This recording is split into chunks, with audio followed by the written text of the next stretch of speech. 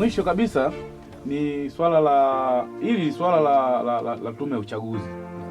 Tumekuwa tukiona haya matamko tunayozungumza, kwa mfano no reform no election, Oktoba tunatiki, Oktoba tunatoka, linda kula, piga kula, linda kula, sijui piga kula, nenda nyumbani, vitu kama hivyo. Hizo hoja zote kimsingi zinakoelekea hazielekei kwa Mheshimiwa Rais, kwa sababu yeye pia ni mgombea. Hizo hoja zote ni maelekezo kwa tume, ni kama zinaelekezwa kwa tume. Lakini tumeona kwamba tumeona mara kwa mara viongozi wa vyama vya siasa wamekuwa wakizijibu badala ya tume yenyewe kuzijibia hizo hoja.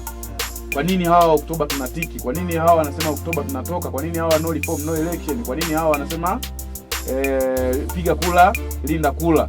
Hizo hoja zote zinaelekezwa pengine kwa mkurugenzi wa tume au msimamizi wa tume.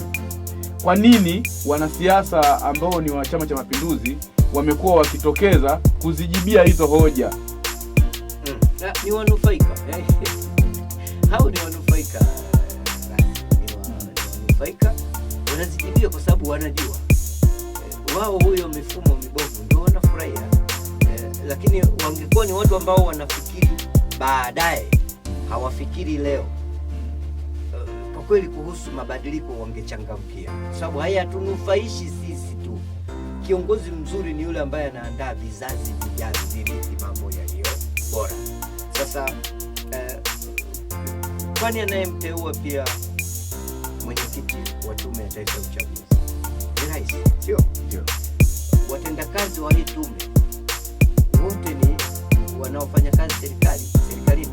Actually ni mali ya rais. Wateule wa rais na wateule wa rais. Exactly. Sasa hawa kwa vyovyote wanakuwa ni watiifu kwa mamlaka yoyote.